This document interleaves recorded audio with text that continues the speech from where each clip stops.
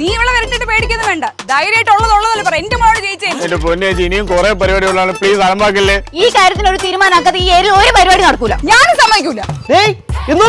ചേട്ടാ കണ്ട ഉസിൻ ബോൾട്ട് ഓടുന്നുണ്ട, ഇതുപോലെയാണ് ഓടാൻ. ബോൾട്ട് എന്ത് ബോൾട്ട്? നീ അവന്റെ റെക്കോർഡും പൊട്ടിക്കണം. അമ്മ മുട്ട് എനിക്ക് നിന്നോടിയാ മതിയോ? ഞാൻ ഇന്നലെ പഠിപ്പിച്ചൊക്കെ മറന്നോ? പ്രൊഫഷണൽസ് ഇരുന്നേ ഓടും. അമ്മ ഞാനെങ്കിലും നിന്നോടട്ടാ. നീ അൾട്രാ പ്രൊഫഷണൽ ആണ്, നീ ഇരുന്നേ ഓടാവും.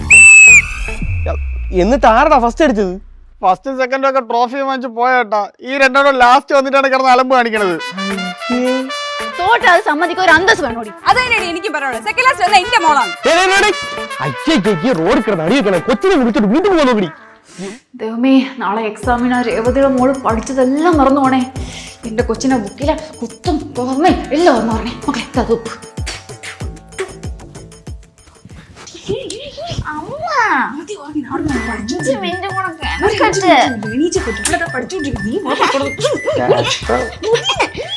ഇന്നു മുതൽ skating, dance, violin, abacus class ഒന്നും കാണില്ല.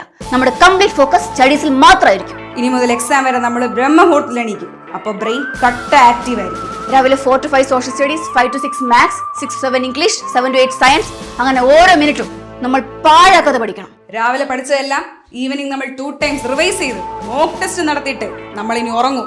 ഇനി നമ്മുടെ കോമ്പറ്റീറ്റർ നക്ഷത്രമല്ല, ആ പഠിപ്പ് രശ്മി നമുക്ക് തോൽപ്പിക്കണം. എല്ലാ സബ്ജക്റ്റിനും 100-100.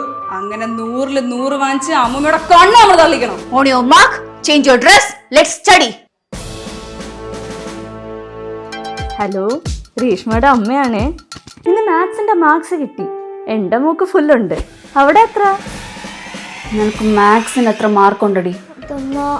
45. അവക്ക് എത്ര ഉണ്ട്? വെറും 40 മാർക്ക് വാങ്ങിക്കാനായിട്ട് ഞാൻ ഉറക്കം കഴിച്ചത് പഠിപ്പിച്ചത്. പേപ്പർ കിട്ടിയ കാര്യം ഞാൻ അറിയില്ലെന്ന് വിചാരിച്ചല്ലേ. ഇനി ഞാൻ നാട്ടുകാരെ മുഖത്ത് എങ്ങനെ നോക്കും? ആ രേഷ്മയുടെ അമ്മ എങ്ങനെയാണ് ബെസ്റ്റ് ഓഫ് വെച്ച് കണ്ട് ചിരിക്ക് തോലുമില്ല. നിർത്തണേ. നീയൊക്കെ ഇങ്ങനെയാണ് പിള്ളേരെ വളർത്തണമെങ്കിലേ പിള്ളേർ ഒരു കാലവും രക്ഷപ്പെടാൻ പോണില്ല. നിങ്ങൾക്ക് സ്വന്തം കൊച്ച് ജയിക്കണമെന്നല്ല, മറ്റേ ആളെ തോപ്പിക്കണം.